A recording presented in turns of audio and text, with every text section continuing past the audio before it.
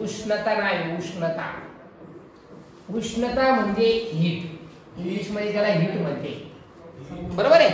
हीटच्या बाबतीमध्ये आपण पाहणार आहे फिजिक्स मध्ये एक सायन्स आहे जे हीटचा अभ्यास करतो, उष्णतेचा अभ्यास करतो.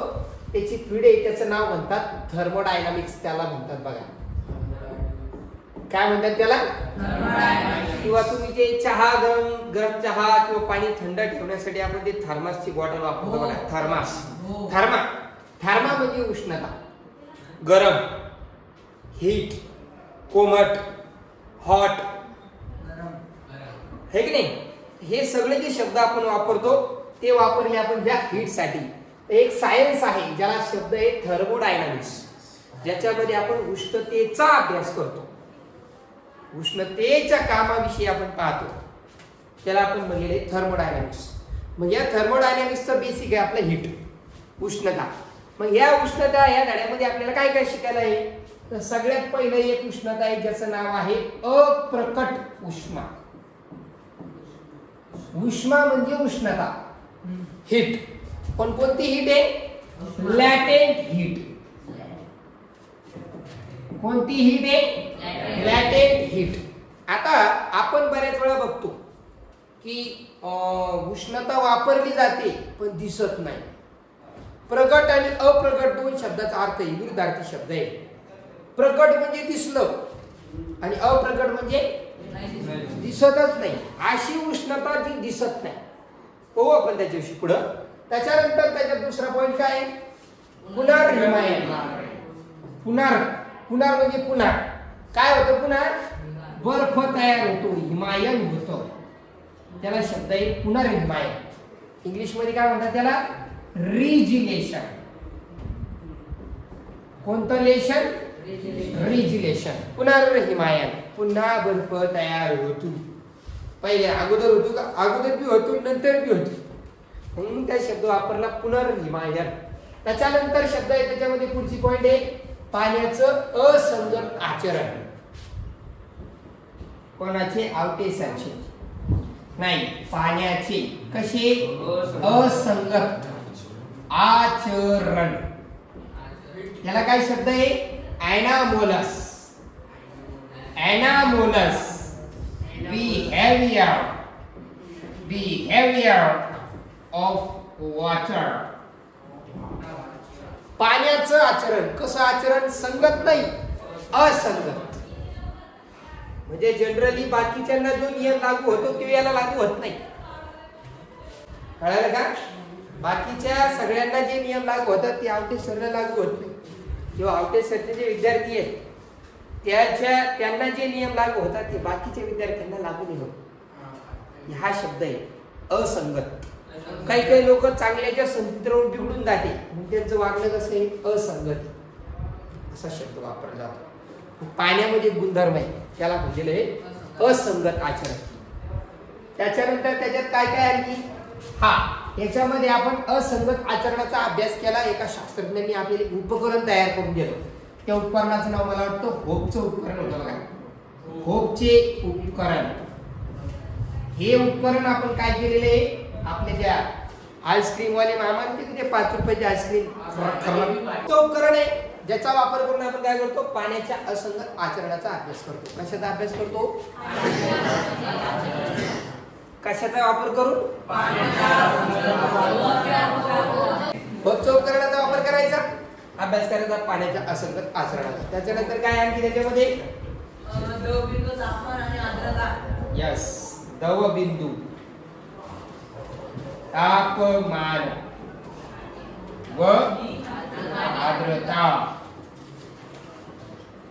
आर्द्रता, ड्यू पॉइंट and humidity.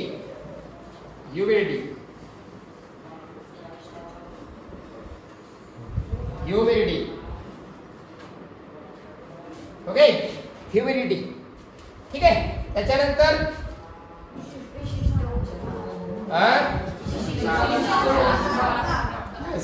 विशिष्ट उष्मा धारकता. विशिष्ट विशिष्ट उष्माधारकता, स्पेसिफिक हीट कपॅसिटी. आणि शेवटचं काय आहे? तेवढंच आहे का? ठीक आहे. हा, हे 5 पॉइंट आहे आपल्या 5व्या धड्यामध्ये. 5वा धडा आहे, 5च पॉइंट आहे काय कोइन्सिडन्स. ठीक आहे, चला पुढे जाऊया आपण. तर याच्यातला पहिला पॉइंट पाहायचा आपला. काय हो पहिला पॉइंट तुमचा? अप्रकट उष्मा. मग अप्रकट उष्मा या शब्दाचा अर्थ काय आहे ते समजून घेण्यासाठी आपल्याला त्यांनी एक कृती दिली बघा. त्या कृतीमध्ये आपण बघूया. एकच मिनिट. काय केलं आपण? एक काचेचं भांड आहे, त्याच्यात बर्फाचे तुकडे टाकलेले.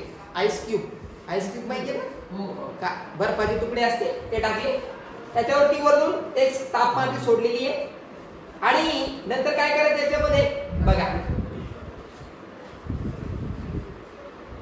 याच्यामध्ये जर तुम्ही पाहिलं तर तुम्हाला दिसतंय बघा की आपण या भांड्याला इथनं उष्णता देतोय.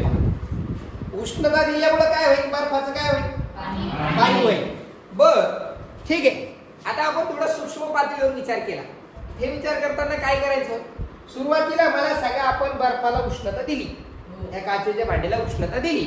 उष्णता दिल्या पाणी तयार होईल का? नाही. काही वेळ होतं काय?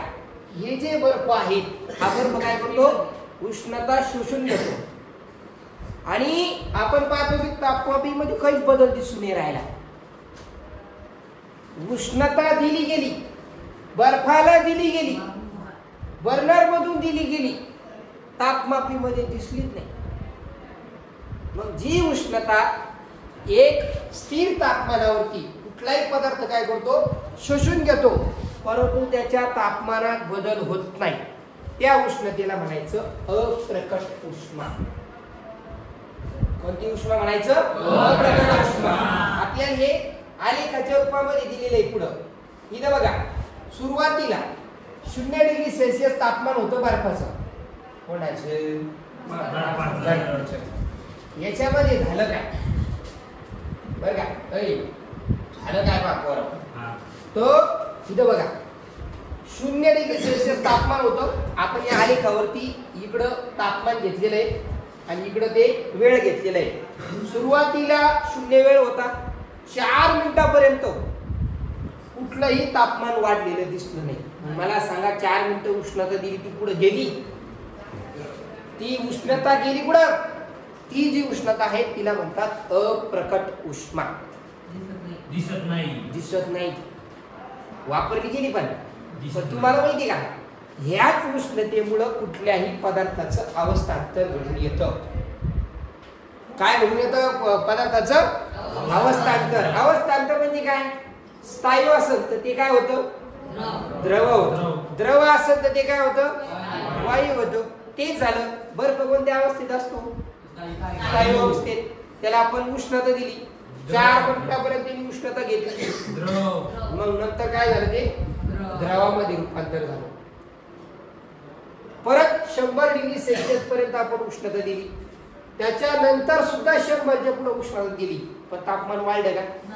तापमान वाढलंच नाही. तापमान वाढलं नाही, त्याच्यानंतर सुद्धा काही वेळ ती उष्णता घेतली जाते. त्याच्यामुळे ती द्रव पदार्थ वायू अवस्थेत जातं. प्रत्येक अवस्थांतर होत असताना त्या ठिकाणी काही उष्णता वापरली जात असते.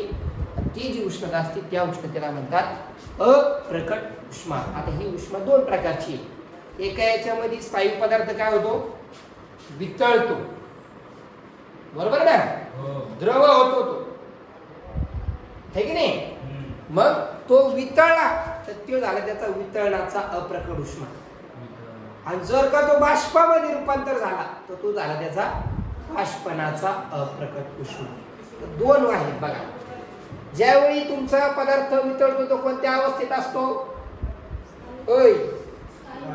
कोणत्या अवस्थेत असतो तो?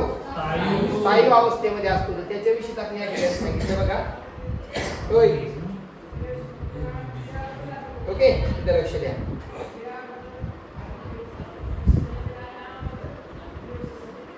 इथं लक्ष द्या. इथं तुम्हाला व्याख्या दिसते बघा. व्याख्या दिसते का की एकक वस्तुमानाच्या स्थायू पदार्थ कोणत्या अवस्थेत आहे स्थायू अवस्थेत त्याचं रूपांतर होतं द्रवामध्ये. पण द्रवामध्ये रूपांतर करण्यासाठी काय करावं लागतं त्याला स्थिर तापमानावर उष्णता स्थायिक काय केली जाते स्थायू पदार्थ आहे तो द्रवामध्ये रूपांतरित व्हायला लागला पण त्या करत असताना त्याचं तापमान वाढत नाही आणि त्याला उष्णता शोषून घेतली जाते. जी उष्णता शोषून घेतली जाते त्या उष्णतेला काय म्हणलेलं आहे वितळणाचा अप्रकट उष्मा असा शब्द वापरलेला आहे. कॉमन सेन्स की बात आहे. स्थायू पदार्थ आहे तो वितळणार. स्थायू पदार्थ काय होणार वितळणार. आणि द्रव पदार्थ वितळणार का नाही त्याचं बाष्प होणार. मग त्याचा कोणता उष्मा असतो बाष्पनाचा अप्रकट उष्मा असतो.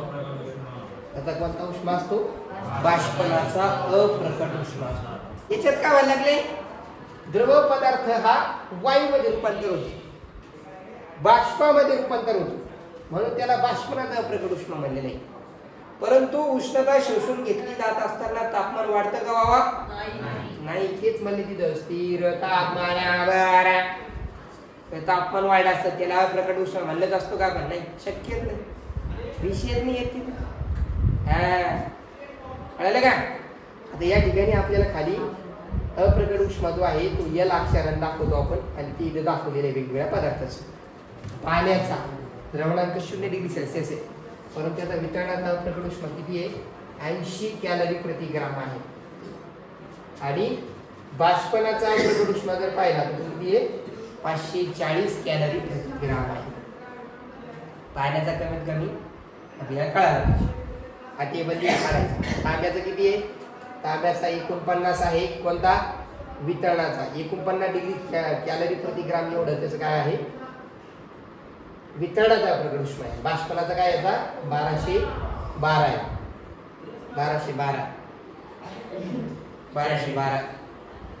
ही तारीख नंबर 1212 1212 कसली शंकर ठीक आहे. हा किती लाल कोलचं दिलेलं आहे 26 आहे इकडं 200 इकडं सोन्याचं 15.3 आहे पितळाचा अप्रकट उष्मा आणि इकडे बाष्पनाचा अप्रकट उष्मा आहे त्याचा 392. ठीक आहे. अशा पद्धतीने हा चार्ट दिला आहे लिहून काढायचं. हा ही व्याख्या झाली पाहिजे आहे की नाही. आणि त्याच्यानंतर यावरच्या या 2 व्याख्या आणि हा तक्ता पूर्ण करायचा जमन का ठीक आहे. हा असं काढायचं या व्याख्या बी असे लिहायचे पाठ करायचे. हे ऍक्शन कोणाला नाहीये ना